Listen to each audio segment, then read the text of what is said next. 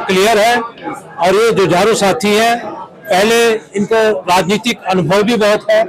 तो इस समय आज जो वर्तमान में जो बीबीए की जो घोषणा हुई है, मुझे पूरी उम्मीद है कि भविष्य में इस भारतीय बहुजन अलायंस की जो सफलता है वो दिन दूनी रात चौगुनी तरक्की करेगी।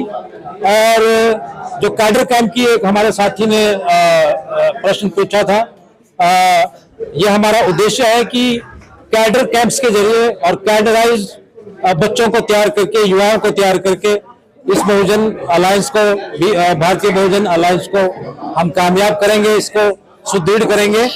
और जैसे कि हमारे राष्ट्रीय अध्यक्ष माननीय एडवोकेट डॉक्टर सुरेश माने जी, राष्ट्रीय अध्यक्ष बहुजन रिपब्लिकन सोशलिस्ट पार्टी, जिसका कि मैं वाइस प्रेसिडेंट हूँ और उत्तरी भारत का प्रभारी हूँ, उन्होंने कहा है कि राज्य स्तर पर जो पार्टियां, राजनीतिक पार्टियां जो काम कर रही हैं, जब वो अपने अपने कैडर कैंप लगाकर अपने अपने संगठन के माध्यम से राज्य स्तर पर मजबूत होंगी, तो धीरे धीरे हम राष्ट्र स्तर पर भी मजबूत होते चले जाएंगे।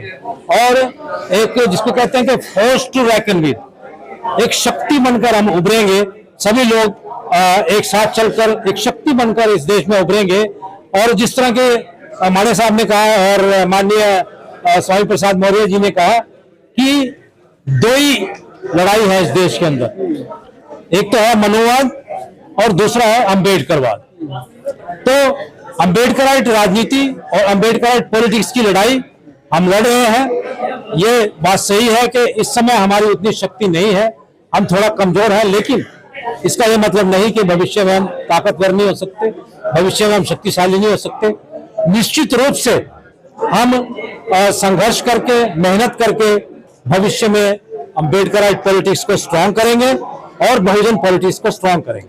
सर, मायावती जी अलग चुनाव लड़ रही है, चंद्रशेखर जी आजाद अलग चुनाव लड़ रहे हैं, आपने अलग जो है अलायंस बनाया, तो क्यों ना सब लोग इकट्ठा होकर के अगर अलायंस बन रहा है तब जो है एक शक्ति समाज के सामने दिखाई देगी। देखिए, भारतीय बहुजन अलायंस के जितने भी साथी हैं उनकी तरफ से पहल हुई है। मैंने स्वयं कई बहुजन समाज पार्टी के बड़े बड़े नेताओं से बात की है और आजाद समाज पार्टी के नेताओं से भी मेरा संपर्क है, उनसे भी मैंने बात की है कि भाई आओ हम सब मिलकर बैठते हैं, इकट्ठे चलते हैं। लेकिन यदि कुछ लोग किन्हीं कारणों से, मैं ये तो नहीं कहूंगा कि अपने स्वार्थी कारणों से, ये तो वो जाने, किन्हीं कारणों से यदि वो समाज को ना तो स्वयं आगे आकर संगठित करना चाहते हैं और अगर हम कुछ प्रयास करें तो उसमें शामिल नहीं होना चाहते, तो हमारे पास रास्ता क्या है? हमें तो अपनी जो एक बहुजन समाज का जो आंदोलन है, जो कि इस समय शिथिल पड़ चुका है, कमजोर है, उसको मजबूत तो करना है ना। तो यदि आदरणीय बहन मायावती जी इस आंदोलन में हमारा नेतृत्व नहीं करती, ना शामिल होती हैं, तो फिर हमारे पास क्या और क्या चारा है? हमें तो काम करना है ना। लेकिन सर, मौजूदा वक्त में जिस तरह से धर्म की राजनीति बहुत हावी है, तो उसमें कैसे आप जो है उसको टक्कर दे पाएंगे? देखिए, जो धर्म की राजनीति इसलिए चलाई जा रही है इस देश के अंदर कि जो अम्बेडकराइट पॉलिटिक्स करने वाले लोग हैं, जो अम्बेडकरवाद को मानने वाले लोग हैं, जो साइंटिफिक सोच रखने वाले लोग हैं, जो संविधान पर चलने वाले लोग हैं, वो इकट्ठा ना हो जाएं। इसीलिए क्योंकि अभी भी हमारे देश के अंदर 35% से ज्यादा पॉपुलेशन अनपढ़ है और वो ज्यादातर हमारे बहुजन समाज की पॉपुलेशन है। उनको 35% लोगों को बड़े आसानी से धर्म के नाम पर, पाखंड के नाम पर, मंदिरों के नाम पर बरगलाया जा सकता है। तो उनका ये टारगेट, जो 35% हमारे समाज के जो अशिक्षित लोग हैं, वो टारगेट है उनका, वो धर्म के नाम पर उनको बरगलाकर अपनी विचारधारा के साथ जोड़ना चाहते हैं। थोड़ा बहुत कोई बेनिफिट दे दिया, कोई नौकरी लगवा दी किसी के बच्चे की, किसी को छोटा मोटा बिजनेस दे दिया, तो अपने साथ लगाकर हमारे जो, जैसे कि कहा गया है कि 90% जो हमारा बहुजन समाज है उसको विभाजित करने की धर्म के नाम पर ये बहुत ही बड़ी साजिश है। सर, कैसे देखते हैं जो पार्टियां संविधान बचाने की बात कर रही है, बहुजन उनके साथ दिख रहा है? संविधान बचाने की जो पार्टियां जो भी बात कर रही है, हमें तो खुशी है। कोई भी राजनीतिक पार्टी जो संविधान बचाने की बात करती है, हमें खुशी है, वो हमारे साथ है या हमें साथ ले, साथ चलकर सब मिलकर राजनीति करें, समाज को सुगठित करें, संगठित करें, हमें तो खुशी है। सर एक चीज बीएसपी, आया समाज पार्टी, सपा, कांग्रेस, बीजेपी में जो वोटर हैं वो उनसे जुड़े हुए हैं। आपके पास ऐसा क्या है जिससे वो लोग आपसे जुड़े, आपके तरफ आए, आपके लोगों को जिताएं? आप इसके लिए कोई आपके पास कुछ है, क्या है, कैसे आएंगे आपकी तरफ? ऐसा है कि संपूर्ण समाज ना तो किसी नेता के साथ होता है, ना किसी राजनीतिक पार्टी के साथ होता है, और जो फ्लोटिंग वोटर होता है, जो अनडिसाइडेड वोटर होता है, यदि उसको हम एक स्पष्ट, ईमानदार बहुजन राजनीति का, अम्बेडकराइट पॉलिटिक्स का रास्ता दिखाएं, अब अपनी ईमानदारी के बल पर उनसे संवाद स्थापित करने की कोशिश करें, तो निश्चित रूप से वो हमारे संवाद को समझेंगे और सुनेंगे। वो उनको पता है भी कौन इस समाज के अंदर, कौन सा नेता भ्रष्टाचार में संलिप्त है, कौन सा नेता झूठ बोलता है, कौन सा नेता बार बार जो है हमें बरगड़ा कर हमारी वोट लेकर भाग जाता है, हमें बेच देता है।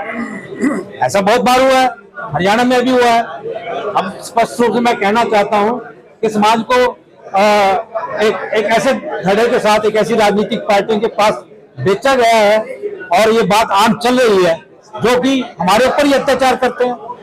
तो इसलिए हम एक ईमानदार प्रयास करना चाहते हैं, पूरे संपूर्ण समाज, बहुजन समाज को संगठित करके आगे बढ़ना चाहते हैं। सर, बहराइच की एक बड़ी घटना हुई, हमने देखा कि किस तरह से जो खुलासे हो रहे हैं कि जो है एक प्रायोजित जो है वो महसूस हो रहा है, तो क्या लग रहा है कि चुनाव से पहले इस तरह की जो है मर्यादित संप्रदाय तो स्पष्ट रूप से संविधान की उल्लंघना हो रही है। बुलडोजर सरकार चल रही है। बुलडोजर क्या है? बुलडोजर किसका प्रतीक है? बुलडोजर तो आतंकवाद का प्रतीक है, और बुलडोजर जो है तानाशाही का प्रतीक है। बुलडोजर गैर संवैधानिक जो ताकतें हैं, जो अपना संविधान के मुताबिक राज नहीं चलाना चाहती हैं, उसका प्रतीक है। तो बुलडोजर सरकार को तो चुनौती देनी है, जो हमारे संविधान को बुलडोजर के जरिए चुनौती दे रहा है, गरीब लोगों के घर तोड़ रहा है, बड़ी मेहनत से एक छोटी सी झोपड़ी कोई बनाता है, एक छोटा सा कोई घर बनाता है, उसको बुलडोजर भेजकर उसके घर को तोड़वा दो, उसके बच्चे कहाँ जाएंगे? इससे देश का भी नुकसान हो रहा है। वो बच्चे क्या करेंगे? चोर चक्के बनेंगे, डकैत बनेंगे, कुछ और क्राइम में संलिप्त होंगे, क्योंकि रहने के लिए जगह तो कोई है नहीं। सर, एक मिनट याद रुकिए। बुलडोजर जस्टिस कह रहे हैं खासतौर से Uttar Pradesh, Madhya Pradesh. There is no bulldozer justice in the world. Justice has to come through our constitution, through our laws, through our rules, regulations, and the systems. Justice must come through these things. Justice cannot be delivered through bulldozer. We are against it. Sir, आप प्रशासन में रहे हैं, DGP रहे हैं, उत्तर प्रदेश में जिस तरह से पूरी घटना हुई, पुलिस मौजूद थी वहां पर, तो क्या लगता है कि ये प्रशासन जो है इस तरह की जो है, ये बहुत ही दुखद बात है और बड़ी महत्वपूर्ण बात है जो आपने मुझसे पूछी है कि इस समय देश की जो संवैधानिक संस्थाएं हैं, चाहे वो कोई भी संस्था हो, मैं नाम नहीं लेना चाहता, उनका हिंदुत्वीकरण किया जा रहा है। यहाँ तक कि जुडिशरी पर, और बड़े दुख के साथ कहना पड़ रहा है कि आर्मी तक पर भी और पुलिस पर इस तरह के इल्जाम लग चुके हैं, और बड़े सुनियोजित ढंग से सारी संवैधानिक संस्थाओं का हिंदुत्वीकरण किया जा रहा है। चुन चुनकर जो कट्टर हिंदुत्ववादी लोग हैं, बड़े बड़े पदों पर, महत्वपूर्ण संवैधानिक पदों पर बिठाए जा रहे हैं, और वे पूरे के पूरे सिस्टम को हिंदुत्व की तरफ मोड़ने का कोशिश करते हैं। जेएनयू का उदाहरण आपके सामने है। इस प्रकार जेएनयू को वो एक लेफ्टिस्ट एक ऑर्गेनाइजेशन कही जा सकती थी, जहां पर गरीब बच्चों के लिए एक उभरने का मौका था, पीएचडी और बड़े बड़े दूसरे कोर्सेज करने का मौका था, उसको भी एक पूरा एक सुनियोजित तरीके से हिंदुत्वकरण किया जा चुका है, हिंदुत्ववाद की तरफ मोड़ा जा चुका है। कई वहां के महत्वपूर्ण लीडर, युवा लीडर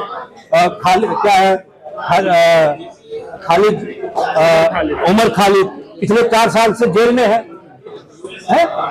तो उसके मानवाधिकारों का क्या? वो जेल से बाहर क्यों नहीं आ पा रहा? सर एक अखबार ने स्टिंग ऑपरेशन किया और उसमें 2 लड़के कह रहे हैं कि पुलिस ने 2 घंटे की अनुमति दी थी। बड़ी गंभीर। ये पहली बार नहीं हुआ है। जब एक भारतीय जनता पार्टी सरकार का एक मंत्री स्टेज से कह सकता है, चुनावी रैली में कह सकता है कि देश के गद्दारों को गोली मारो सालों को, तो गोली मारने का क्या मतलब है? संविधान नहीं है क्या इस देश के अंदर? क्या न्यायालय खत्म हो गया इस देश के अंदर? गोली मारो सालों को, किसने इनको पावर दी कि गोली मारो सालों को? तो ये तो एक सुनियोजित ढंग से पुलिस का भी जो है हिंदुत्वकरण उत्तर प्रदेश में हो चुका है। इसी वजह से जो है फ्री हैंड दिया जाता है पुलिस को। कुछ समय के लिए दिल्ली में भी दिया गया था, दिल्ली के दंगों में भी पुलिस को फ्री हैंड दिया गया था, और बाद में हाई कोर्ट ने उसका संज्ञान भी लिया एक वीडियो का कि किस प्रकार एक बच्चे को, मुस्लिम बच्चे को मारने में पुलिस वाले संलिप्त थे। इसका संज्ञान लिया गया है। सर 1 मिनट रुकिए यार, इंटरफेयर मत कीजिए। सर बहराइच की जो घटना हुई उसके बाद से हमने देखा कि ये सवाल खड़ा हो रहा है कि हिंदुओं की शोभा यात्रा पर ही क्यों पत्थरबाजी होती है? ये तो एक साजिश भी हो सकती है। मैं तो पुलिस वाला हूँ, मैं तो इन चीजों को बड़ी गहराई से समझता हूँ। ये तो हिंदुओं की साजिश भी हो सकती है, खुद ही पत्थर फिंकवा के अपने काफिले पर और मुसलमानों के नाम लगाकर दंगे करवाकर ध्रुवीकरण करते हैं वोटों के लिए। तो इनका सुनियोजित षड्यंत्र चलता रहता है। उसके बाद एनकाउंटर की खबरें आई, आपने देखा 2 लोगों के एनकाउंटर किए। जितने भी असंवैधानिक तरीके हैं वो ये सरकार अपना रही है। हालांकि आदरणीय मोदी जी तो संविधान को चूमते भी हैं, माथे को भी लगाते हैं, लेकिन धरातल पर सारी की सारी असंवैधानिक बातें इस संस्था द्वारा, राष्ट्रीय स्वयंसेवक संघ द्वारा, भारतीय जनता पार्टी की जा रही है, और जिसका कि विरोध होना चाहिए। देश के लोगों को, बहुजन समाज को, अम्बेडकराइट लोगों को एक संगठित होने की जरूरत है, एक ताकत बनकर उभरने की जरूरत है, ताकि इन प्रतिक्रियावादी ताकतों को चुनौती दी जा सके। सर हिंदू राष्ट्र की बात कही जाती है, उनको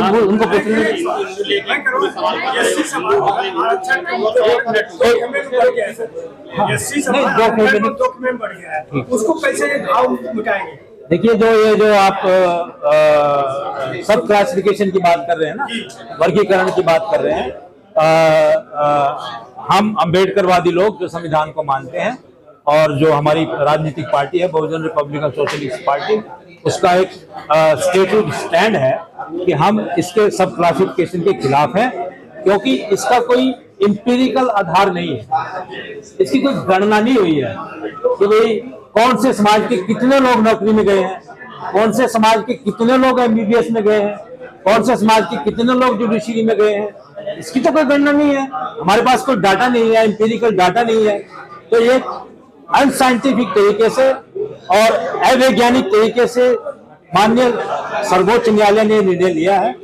इस निर्णय के पीछे क्या साजिश है, क्या कौन सी ताकतें हैं, हम उसको भी चुनौती दे रहे हैं, उसको भी प्रश्न खड़े कर रहे हैं। भाई किस प्रकार, कौन सा एम्पिरिकल फार्मूला आपके पास कि कौन से समाज के कितने लोग, ऐसा इल्जाम लगता है कि एक समाज के लोग ज्यादा खा गए, एक समाज को कम मिला। क्या है आपके पास एम्पिरिकल फार्मूला? आप एम्पिरिकल फार्मूला प्रस्तुत तो कीजिए, बताइए, हम मानने के लिए तैयार हैं, लेकिन ऐसा कुछ है नहीं। तो इसका मतलब ये है कि एक साजिश है समाज को बांटने की, ताकि समाज को बांट के वोट नहीं जा सके, और कुछ समाजों को झूठे तरीके से, हालांकि मिलेगा उनको भी कुछ नहीं, अपनी तरफ करके वोट लेकर अपनी सत्ता कायम की जाए। हरियाणा क्या है सर? बहुजन है क्या? ये बहुजन के बारे में क्या है? क्या बहुजन क्या है? बहुजन सबका बहुजन शब्द हमारे महापुरुषों द्वारा उद्घोषित और आजाद किया हुआ शब्द है।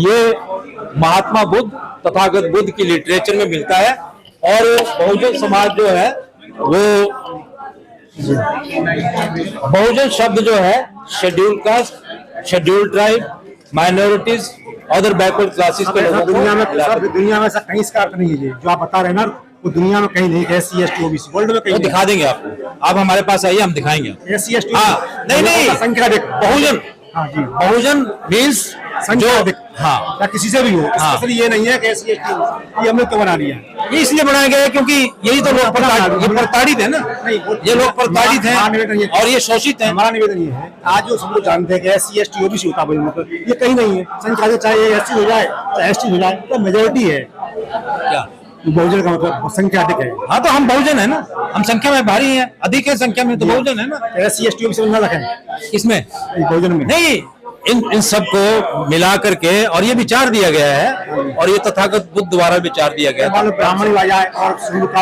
कोई भोजन आ जाए, हमें क्या दिक्कत, कोई भोजन हो जाए ना, संख्या तो वेलकम।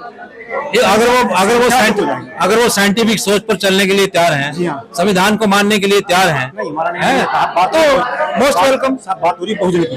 बहुजन में तो कैसे संख्या देखो, चाहे बड़ी SC हट जाए, OBC हट जाए, ब्राह्मण ठाकुर आ जाए, कोई भोजन हो गया वो तो हिंदू। हाँ जी, आप इसका लिटरल मीनिंग ना देखें, क्योंकि